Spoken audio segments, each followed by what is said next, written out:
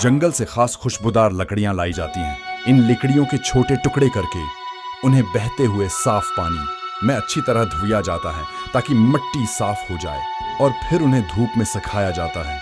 अब बारी आती है ताजा और रसदार माल्टों संतरों की।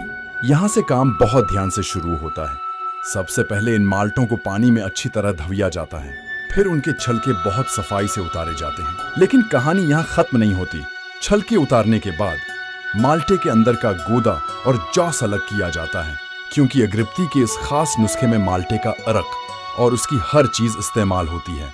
छलकों को अलग करने के बाद इन्हें छोटे छोटे टुकड़ों में बारीक काटा जाता है। इसके साथ ही बाग से लाई गई ताजा हरी पत्तियों को भी साफ करके उनकी छांटी की जाती है।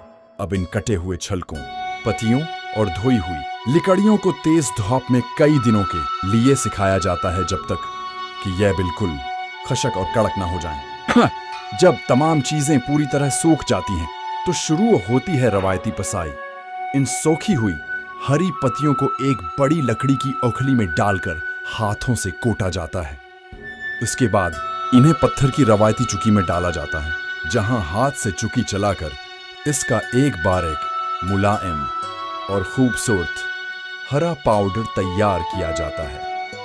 ठीक इसी तरह सूखे हुए माल्टे के छलकों को भी कोट कर बारीक पाउडर बना लिया जाता है। अब बारी आती है मकसंग की, जहां सबसे ज्यादा महारत चाहिए होती है। एक रवायती तराजू पर तमाम पाउडर्स का बिल्कुल सही वजन किया जाता है।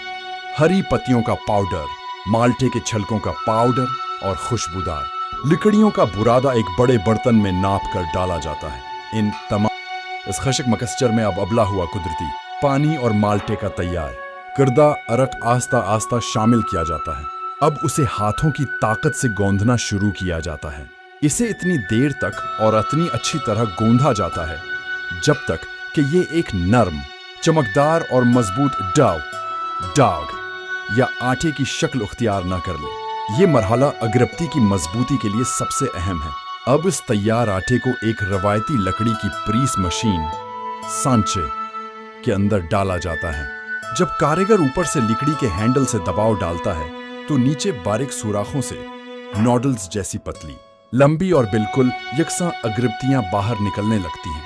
इन गीली अगरबत्तियों को बहुत ही नरम हाथों और एहतियात से सीधा करके उठाया जाता है। इन लंबी अगरबत्तियों को एक साइज में काट कर लकड़ी के तख्तों पर बिल्कुल सीधा फैला दिया जाता है, ताकि ये टेढ़ी ना हो और धूप में अच्छी तरह सूख जाएं। मुकम्मल सूखने के बाद इन्हें